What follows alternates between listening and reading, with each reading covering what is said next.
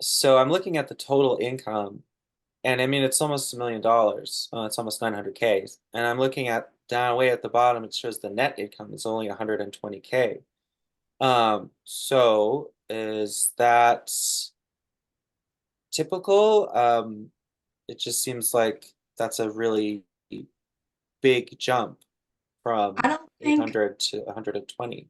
It's a lot I of think it would expenses. be more important to look at the operating net income line instead of the very bottom net income line because we like to see the operating net income not more than like 60%.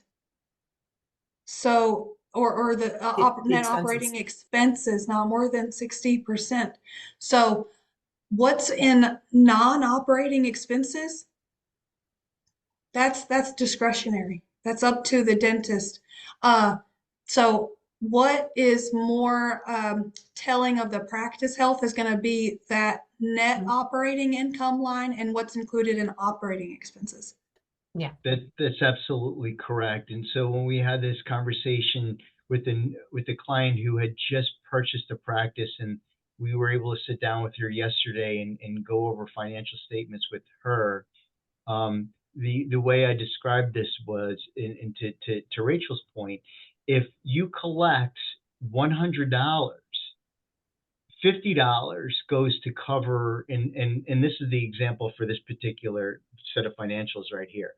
$50.50 go to cover your operating expenses, and then $49.50 are left for you. And when we look at that relationship, when we look at that margin, to Rachel's point, a healthy practice is typically a 60-40 type relationship. In other words, on the $100 that comes in, $60 goes to cover true operating expenses. $40 is left to provide the doctor a salary, and then there's going to be something left to cover, if this is a new practice and it was acquired with debt, an amount to cover debt service. And so in this particular case, Josh, as you observe, we go from 882,000 in collections up top to the very bottom of 120,000. What you skip over and partly through here is the compensation to the doctor. So So are you from saying that so the owner of this practice is also the doctor, right? He's getting out of this 800, sorry to interrupt, out of this 800K. Before we get down here, he paid himself this amount and his wife and his and other and the taxes and stuff, right? That's correct. Okay, okay. I just That's wanted to make correct. sure. Okay, Yeah. gotcha. So this net income is like leftovers. And the net It's like income is what's left. profit. Yeah. But really, to Rachel's point, the operating income is what's really the net income of the organization before compensation to the owner and these other expenses. I mean, depreciation, and sometimes if you have debt, you're going to have interest expense.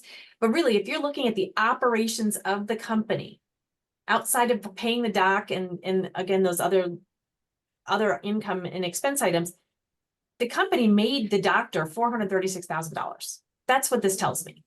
Yeah.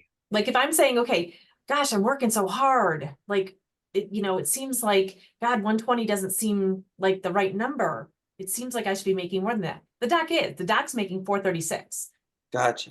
with less than 15, but for the other expenses. But we started doing these financial statements this way a few years back because it really just the general financial statements you get out of your standard QuickBooks, Xero, but other software doesn't tell you the story this way about what does the doctor, the owner, really benefit from this company.